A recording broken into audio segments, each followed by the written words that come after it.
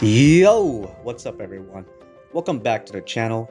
The last day of 2019 is a couple days away, and what that personally means for me is to finish my 5th year strong.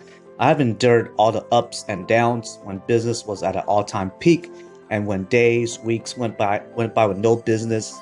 The small gradual yearly success of my journey built a lot of character for me. It made me appreciate the good days, knowing that it could be always worse. I made a lot of new mistakes that I never had a chance to make when I worked at the auto body shop for 7 years. I also learned and picked up a lot of new experiences and knowledge as well as I continued to work and invest into the business. One area I had to overcome by practice and repetition was how do I react and respond to customers that drive cars worth over 80 grand, 100 grand, and their initial exterior appearance is someone that could be very high status. During my first 2 years of doing it only part-time on the weekends while working full-time at the auto body shop, I wasn't as experienced yet.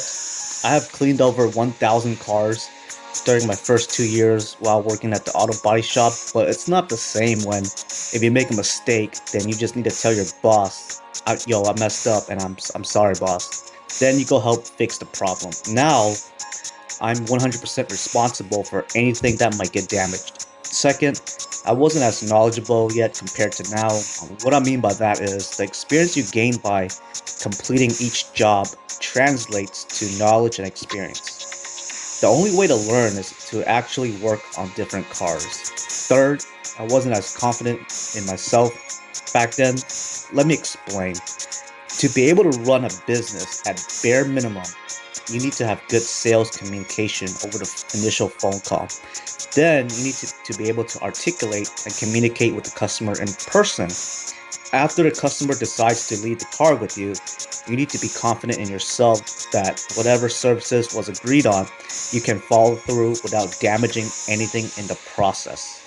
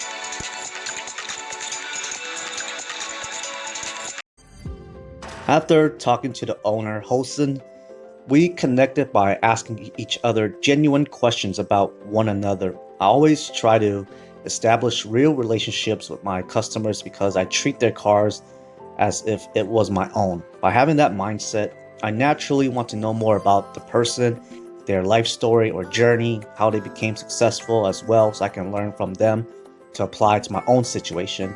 At the end of the day, one of my goals is to make sure the customer is not only satisfied with the job, but to also feel that we are a team.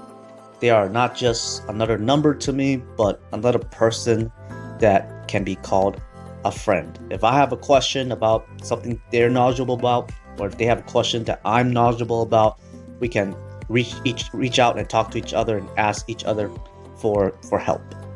If you guys enjoy these business operation content videos, I need you guys to smash that like button, drop a comment or questions, and hit that subscribe button. Thank you guys so much, and I will see you in the next video.